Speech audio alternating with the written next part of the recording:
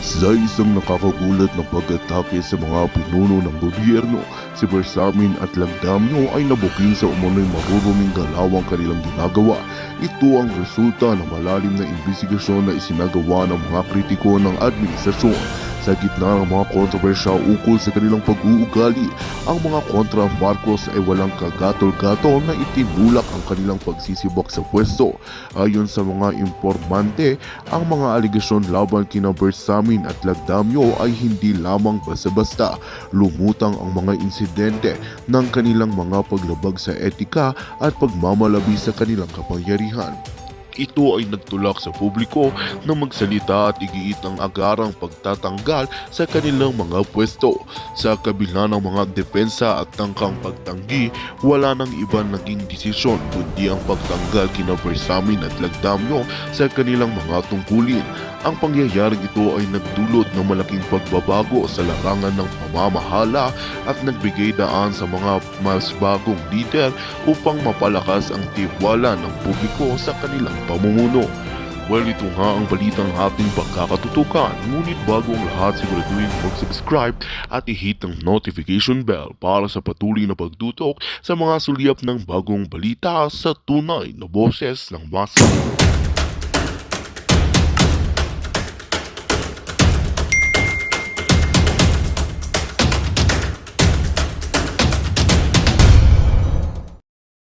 Yung nurse, teacher, tenderas, call center agent o doktor.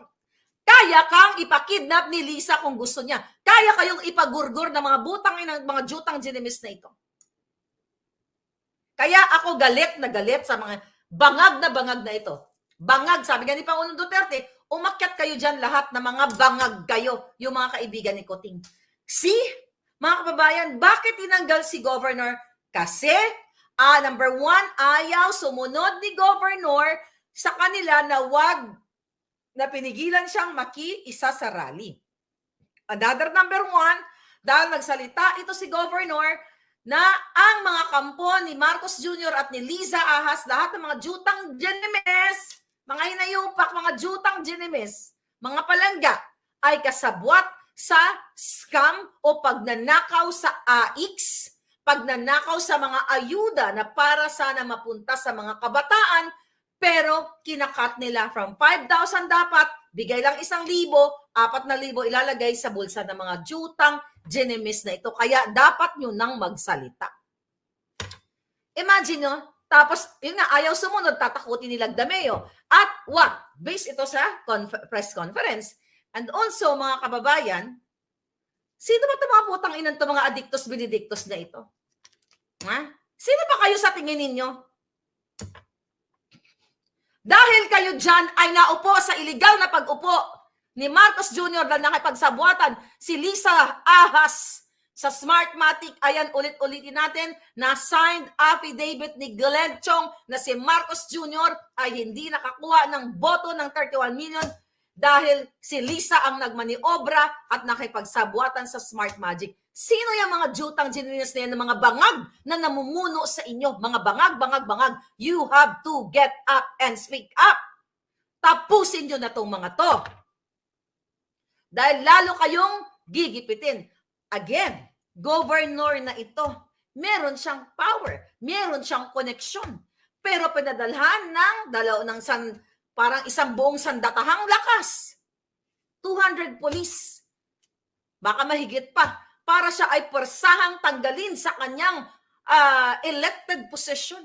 Dahil lang ayaw niyang sumunod sa bangag na si Lagdameo na wag ituloy itong maisugrali na ito.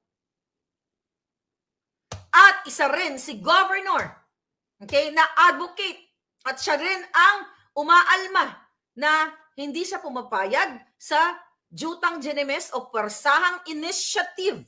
Yung People's Initiative na yan, okay, na ayaw niya ituloy yan hindi ayaw niya ito, nag-uupo siya. Kasi nga, eto'y nakita niya na pinopondohan ni Martin Romualdez, ni Speaker Tambaluslos, etong mga kasabwat niya, katulad nila Uy at kung sino-sino pa dyan sa Davao del Norte, para isulong etong People Initiative na. So, connect. Ang sabi pa nga ng emisaryo okay, ni Lagdameo, sinabi niya dito kay, tama ba, kay Governor na malaki na ang nagagastos ni Martin Romualdez na pera sa pamimigay na suhol diyan sa mga tiwali sa Davao del Norte. Hindi pera ni Martin yan, pera ng taong bayan. Kaya no wonder, galit na galit si Pangulong Duterte kagabi sa kanyang press conference. Kahit ako, galit na galit ako, mga palangga. Kaya itong mga men and women in uniform, sabi ko nga, okay? Tambabutod. Second year college lang pala naging presidentang ina, sabi nga, buti pa ako naka 72 units. Alam mo, mga palangga, bangag nga eh. Ang issue kasi bangag. Okay? Undergraduate nga. Kaya nga, buro ang ginawa niya, kaya hindi nakatapos yan, nagbangag-bangag. Di ba? Nagpulburon. So mga kababayan, doon sa ano na yon, sa ang tawag dito?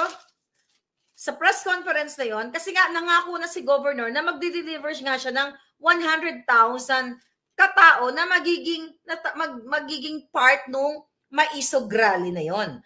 So ngayon, nataranta itong si Lagdameo at nagalit nga siya dahil ayaw siyang sundin. Imagine mo inuutusan, imagine mo yung dictatorship na ginagawa nila, yung authoritarian regime nung panahon ng tatay ni Kuting na yun, ang nirereklamo ng mga dilawan na tahimik na ngayon. Ito ay what? Sabi nga ni Pangulong Duterte, ay ginagawa ni Marcos Jr. at ng kanyang mga bangag na nakapaligid sa kanya.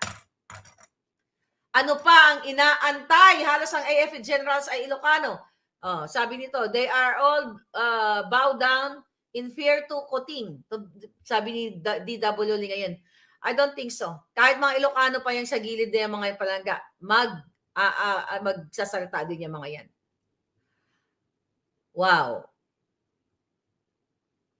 Yawa Lagdameo.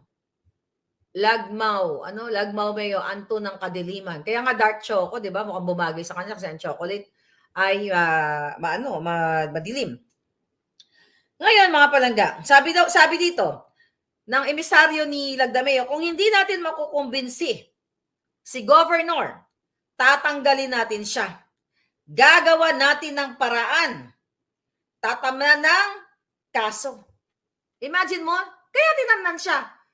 Ang babasahin natin mamaya yung sinabi ni Benhur Abalos. Okay? Imagine mo, hindi na nirespeto ang ngalan ng batas, hindi na nirespeto ang due process. Paano nga nila irerespeto kung si Marcos Jr. ayaw magpapulburon test? Paano irerespeto ang batas? Bago pa umupo si Marcos Jr., maliban doon sa mga ginawa niya in the past pa, nangidnap na ang asawa niya. Nangidnap. O umupo na pala sila. Naging mastermind na si Lisa Araneta Marcos sa kidnapping. Huwag niyong kakalimutan ang issue na yan. Dahil araw-arawin ko yan. Diyan umiikot ang tumbong ni Lisa. Sabi ko nga, inireport ko na rin yan siya dito sa authority. Na siya ay, kasi tinanong ako ng FBI kung ano ang pagkakaalam ko sa pagkakasangkot ni Lisa. Dahil nireport ko na, nagbabayad siya ng bounty para sa ulo ko. So nireport ko yung involvement niya sa pag-kidnap o extraction sa mga bata sa Turkey. Kaya ulit-ulitin ko, walang re-respetuhin na batas si Marcos Jr. at ang kanyang asawa dahil mismo sila ay sangkot sa smuggling, pulburonic at kidnapping. Kaya it's up to you mga kababayan. Nasa mga kamay ninyo ang para wakasan ito mga yawa na ito. Ano pa sabi nito? I hope ma-interview natin si Governor. I'll try my best na ma-interview natin si Governor para malaman natin kung ano yung, kasi ano na yan nakalipas ng isang araw. Okay. Sabi naman ng DILG, preventive suspension of Davao del Norte Governor Edwin Hubahib. We at the Department of the Interior and Local Government or the DILG are addressing the recent decision to implement a preventive suspension against Davao del Norte Governor Edwin Hubahib. Magkakasabot na silang lahat. Mga pulburonic nga at bangag. Mga kababayan, sabi pa dito, Governor Hubahib has been suspended for a period of 60 days by the Office of the President. Sa dami ng problema, gamitin niyo yung inyong brain cells, yung inyong billions of neurons. Sa dami ng ng dapat trabahuin ni Marcos Jr., talagang galing pa sa opisina niya ang pagtanggal ng illegal, ng porsahan, illegally suspension of this governor na ito. Na ito ay administrative case lang. Pero pinakialaman niya, abuse of power yan, mga kababayan. And you have to stop them. Or, lulubog kayo na ang susunod na abusuhin. You'll never know. Huwag kayong pakasisigurado. Dahil sabi ko nga, vindictive narcissist itong si Liza. Mga bangag nga may mga saltik sa utak dahil nasusunog ng pulburon ang kanilang mga utak. Pulburon. Ayan, pulburon. Bakit pa nagiging to? Ayan, pulburon. Hawak ko buo. Sabi ni Abalos, Governor Jobahiba has been suspended for a period of 60 days by the Office of the President as directed by Executive Secretary Lucas Bersamin. Imagine mo, Chief Justice yan, di ba? Si Bersamin? Ano bang pwesto yan? Chief Justice ang jutang gini namang Masyonda Bells na yan. Nagiging kiskipay kay Lisa dahil nakikinabang din yung nayupak na yan. Alam ko, tatanggalin na rin yan very soon. Sino pagtitiwalaan ng Pilipino? Dating Chief Justice, nagiging asong julol. Diba? Naging asong julol, sunod-sunuran sa bangag na presidente at sa ahas na first lady, kidnapper. Ulit-ulitin ko yan. Hinahamon ko siya eh. Nakasuhan niya ako. Kidnapper ka, Lisa, putang ina ka. Hayop kayong dalawa. Hayop kayong lahat. Ito, sinasabi ko sa inyo. Mahilig magtanim ng kaso at mahilig mangidnap. Ilang kaya pa nakidnap ni Lisa na hindi nyo alam? Hi, Louie! I have a favor to ask you. Bigaon, alpot, patutot. Imagine mo? Tapos after ni Lisa, bago ko ito tapusin, inject ko lang. Yung ebidensyang hawak ko, noong nakipag-usap itong hinayupak na Lisa sa asawa ni Teddy Boy Locsin na si Louie Locsin. Ano sabi niya? Perhaps some piyaya or inasal from Bacolod. Di ba? Alpotera. Sabi niya kay Locsin, sabi niya siguro gusto mo ba ng piyaya or bang inasal dito sa Bacolod, dadalan kita? I love you. Sabi niya, I love you so much, dear Louie. Ayan, kasabwat sila lahat sa pagkidnap sa mga bata. Extraction, sila ang nag-aabuso sa power. Kaya kung paaabutin nyo pa ng Pasko, mga jutang ginimis ito, mga jutang gininan na ito, kasalanan na ng Pilipino kung bakit kayo ay malulubog sa kahirapan sa kabila na ang leader nyo ay isang bangag at kidnapper. Kidnapper! Naka-report na sa UN yung putang inang yan. Naka-report na rin sa human rights. Nasa Europa yan. Kaya pinapahanting niya ang nanay kasi gusto niyang gurgurin. Pinapahanting niya ako, gusto niyang gurgurin. Siya nga na ikalat na ang lahat ng ebidensya, video na ikaw ay kidnapper, hinayupak ka. Ipakukulong ka ng taong bayan. Kaya kung ano man ang mangyari, sino man ang susunod na leader, ipakukulong natin tong hayop na to, ilalabas natin lahat ng ebidensya. Na si Lisa Araneta dapat makulong ng habang buhay. Reklusyon perpetua ang kaparusahan sa isang serious crime sa pakikipagsabwatan sa pangidnap ng 2 minor de edad. Kasama yan si Teddy Boy Locsin Jr., kasama yung kanyang asawa, kasama lahat sa ebidensya yan. At ang asawa, ang partner ng distressed mother, kasama lahat ang DOJ, kasama lahat ang immigration, kasama lahat ang yung sa Turkey. Okay, yung ambassador. Who's that? Basta yung ating consulate general sa Turkey. Kasama lahat. Dapat kayong makulong ng reklusyon perpetua kung may bitay, kulang pa ang mga buhay ninyo para kabayaran sa pag-participate dito sa pagkikidnap ng 2 bata. Actually, dapat ang kidnapin nila 4 na bata at saka isang nanay. Dahil gusto nilang ipagurgor para mabawi nilang ebidensya na si Lisa Araneta Marcos ay kasabwat, isang kidnapper.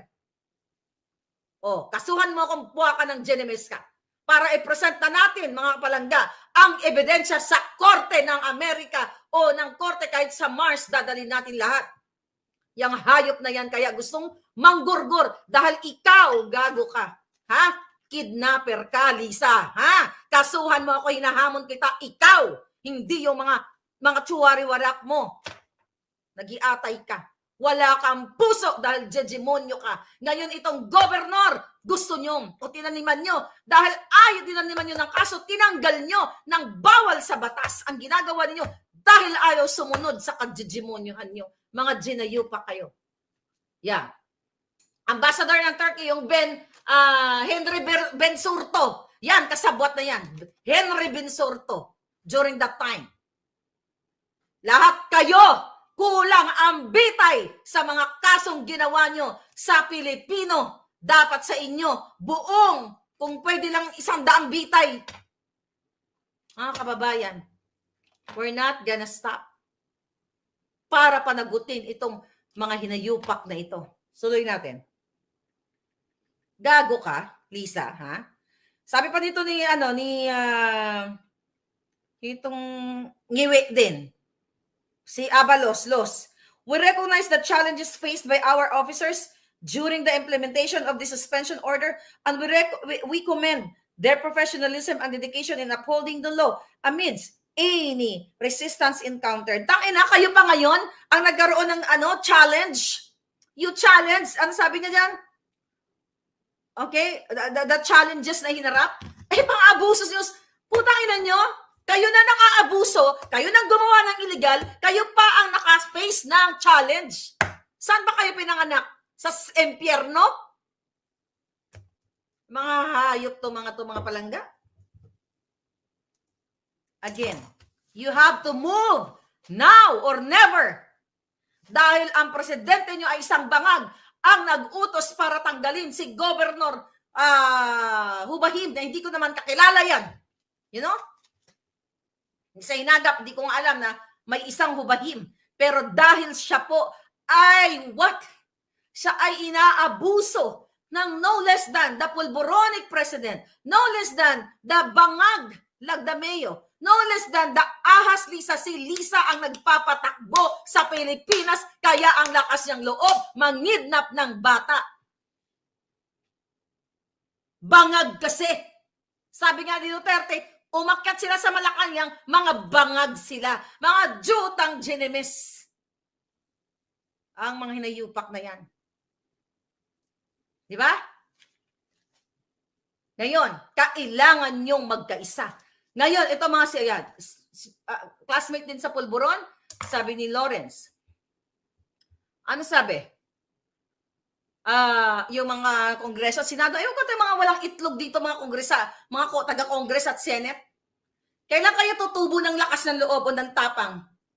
Pag kinulam ko na kayong lahat? Pag ito tumagos sa inyo? Visit kayo, pag nag-effect na yung power nan, tutumba kayong lahat dyan. Di ba? Pag lagyan nyo nga ito ng power para matumba na itong mga jutang ginemis na ito. Protect the Constitution, sabi ni Becky Bex. Wala na nga magpoprotekta ng Constitution, mga palangga. Gusto nga nilang baguhin. Yun na nga Classic example itong si Governor. Mga pakababayan, sabi ni Barkadahan Forever, wake up people. This going too far, this administration. Yes. Okay. Freddy, thank you so much. Baliw na si Lisa. Tama. Okay, yung nag-comment. Yes, baliw na.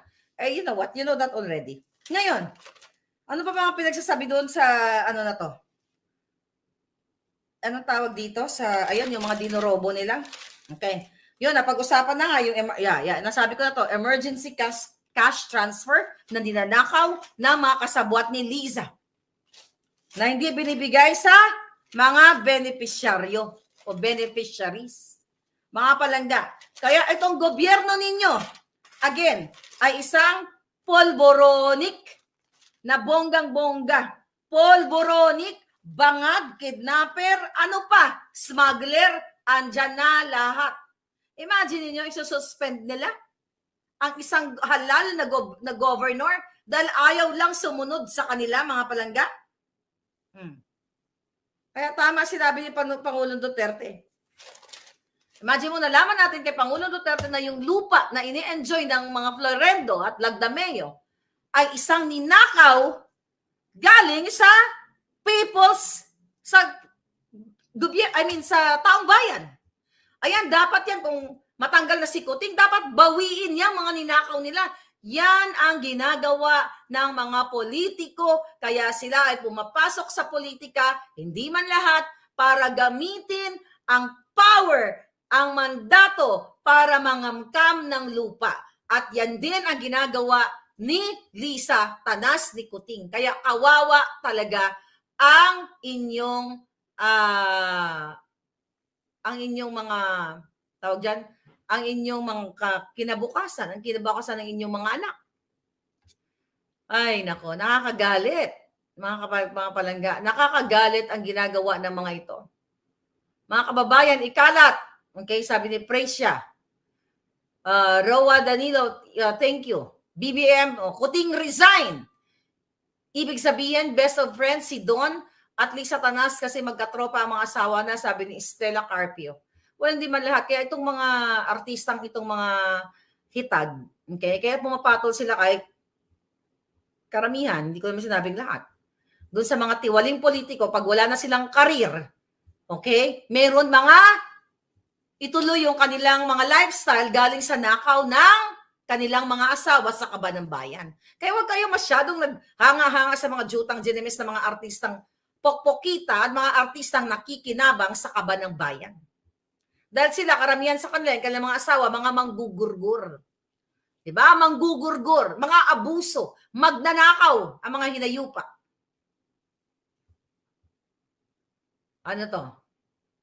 Di sila affected sa atin, ang kapal na mukha, sabi ni Duke. Sabi nga ni Pangulong Duterte, walang alam si Lagdameo, si Marcos Jr., ito mga bangag, kung ano ang paghihirap ng Pilipino at paano maging Pilipino.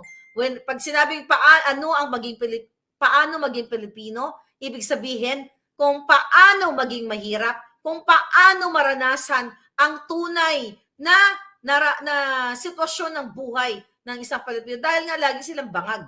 Pangulong Duterte, paano naman nila maranasan ang tunay na sitwasyon ng Pilipino kung lagi silang bangag? Diba? Actually, mukhang mayroon pang ilalabas si Pangulong Duterte. Lagdemonyo, sabi ni Chino Mirabueno. All in one, kasama itong mga BBM government na to. Ipakain sila lahat sa buhaya. People's power na. Okay? Sabi ni Judd Jovan. Then Scorpion, thank you so much. Department of Illegal Government. Ngayon, itong mga binibintang dito. Kay Governor, kasi si Governor ang topic natin at may mga bangag sa palasyo. Well, alam na natin yan. Kaya siya talaga, ang bottom line dito, sa mga kapapasok ng ang bottom line, kaya kinancel o sinuspend si Governor dahil ayaw pumailalim sa kanila. Ayaw maging aso ni Governor sa kay Lisa na isang kidnapper. Ayaw pumailalim ni Governor Edwin Hubahim kay Lagdameo na isang polboronic, na isang kawatan, na isang sabog. Ayaw niyang pumailalim kasi sabi nga niya na wala naman daw siyang yaman, wala rin siyang sobrang tayog na mga pinag-aralan. But I believe, mas matayog ang pinag-aralan niya kaysa kaya Marcos Jr. Ang gusto lang niya daw ay yung meron siyang isang salita, panindigan at prinsipyo na siya ay susuporta sa Speak Up Day diyan sa Davao del Norte. Pero dahil ayaw ni Lisa Tanas, ni Lagdameo Bangag, ni Kuting ang ginagawa, mga palangga, okay? Ang ginagawa na pagtindig o pagtayo ni Governor sa katotohanan, kaya ganawa nila ng paraan, tinamdan, o kaya tinamnan ng kaso na wala naman ang dapat na kaso dahil naayos na lahat yon. Yun ang explanation ni Governor. Pero dahil nga magaling silang magtahi ng kwento, magaling si Lisa, si Marcos Jr. manggipit, mangbaboy, mangharas, magaling nga mangkidnap. Yan pa, sisiw lang sa kanila yan. Kung kaya ni Marcos Jr. at ni Lisa maging parte ng kidnapping, sisiw lang yan pag illegally suspension dito kay Governor. Nilalabag na nila ang batas natin, batas ng Diyos, batas lahat, at garapal ang ginagawang ng mga buwakaw na ito. My God, mga kababayan, nakita nyo ang walang habas, garapalan na pagpapanalo ni Lisa sa loto. Kay Robles silang lahat magkakasabuat. walang proper investigation, walang nananagot. Dahil takot din si Tulfo ang kanyang itlog kasi laki ng butike. Lahat magkakasabwat. So you have to act now. Joseph Umagap, thank you Palangga. Ano gagawin nyo? Men and women in uniform. Mag-speak up na kayo. Binababoy na kayong lahat. Huwag nyo nang antayin na kayo na ang susunod. Imagine nyo, pinagbabawalan kayo humawak ng cellphone. Hindi nyo ma-text, matawagan yung mga anak, ini-implement nila yan sa inyo lang. Yung mga low-ranking officials. Pero ang mga general, baka pati sa opisina nila, may mga babaeng chinutsuk-tsak chenes. Kayo bawal ang cellphone, pero baka itong mga tiwaling bangag na nakapaligid kay Kuting, baka may mga putatsing pa na nakalagay sa kanilang opisina na tsumutsurba-tsurba dyan. Pero kayo, cellphone lang. Na dapat sana, magamit ninyo in case of emergency, communication. Kasi hindi naman lahat laging may bakbakan. Diba? Pinagbawalan kayo kasi pinagbawalan kayo wag manood ng Boljak TV o ng Maharlika o whatever, ano man ang mga palabas dito sa social media. Pero ang mga general ninyo, okay, mga kasabot ni Kuting, okay lang magdala ng mga girlaloo sa kanilang mga opisina at magdala ng pulburon habang nagtsutsuktsaka, nagpupulburon ang mga jutang genemes. Pero kayo, just cellphone to contact your family and in case of emergency, ayaw nila. See that? Mga palangga kong brusko. Kailan kayo? Gusto nyo litisin ko kayo? Walang due process. Dito kayo. Dilitisin natin mga hinayupak na yan. Dito sa Republika ko. Ayan. Republika ng Maharlikans. Alam nyo, putangin na, araw-araw, ginaganito kayo. Bell! Ring my bell! Nakauwi ka na ba ng Canada, hitad? Ito, lilitisin ko kayo isa-isa. But again, mga kababayan, sa seryosong usapan, ang sabi ni Dennis Corbin, I like this. Maharlika, ang ipinanganak na may tabak, hindi nagpapasindak. Swak na swak. Gusto ko yan Ano yung sinabi ni Angelica Panganiban? Swak na swak, simang-simak. Ano yun? Nakalimutan ko na. Yan, saan na yan? Ba't hindi yan titira yung budol? Kaya hayaan mo na siya. Ang mga artista kasi, good ang kanilang serbisyo tuwing eleksyon lang. Pag natanggap na nila yung kanilang mga talent fee, wala naman talaga silang pinaglalaban. Kasi ang tunay na may mga pinaglalaban, hindi yan titigil after election. Ang tunay na nagmamahal sa bayan, ang tunay na concern sa bayan, kahit walang tinanggap na pera, tumatayo. O kahit buhay, itataya. Diba? Then, Scorpion. So, yan yon. Pero ayan na natin siya. Yes, ako si Judge Maharlika. Ako ang magkukonvict sa inyong lahat. Kay Lisa Tanas pala. Hindi sa inyo mga palangga. Kukonvict natin nila, ipapakulong natin, hatulan natin ng reklusyon perpetua. At, kung pwede lang, pag nagpalit ng government, push natin ang bitay. Gurgur. Para tuluyan na magurgur ang may nayupak. Ito papatupa rin natin yung Bangin Department. Di ba? Remember that? Sabi ko sa inyo, pag ako naging presidente, executive number 1 ay to create a bangin dyan sa Malacanang. Magpapahukay ako sa bawat kabataan, isushoot ko kayo lahat sa bangin. Mga yawa mo. Ay, nako. From Tagum. Long, kumusta da? 14 kumusta kayo diya? 2 days from now, tuloy yung maisug rally na yan. Si Balitang Hitad. Sabi ni casual player, apply ako Berdugo. Ikaw, tagatulak sa bangin. Bitay para sa mga giatay. Death penalty, Katniss. Bakit ganun pa man? Sobra na ito mga palangga. Sobra na. Ulitin ko muli ayaw magpapulburon test ni Kuting. Diba? Asan na yung PDEA? Asan na yung kaso ninyo? Diba sabi ko sa inyo, kasuhan niyo ako? Paano paniniwalaan si Lasso? May ebidensya akong hawak na demonyo siya. Paniniwalaan ba kayo ng korte? Hindi! Hindi kayo paniniwalaan. Dahil kayo ay mismo ang nang-aabuso ng batas. Kaya nga,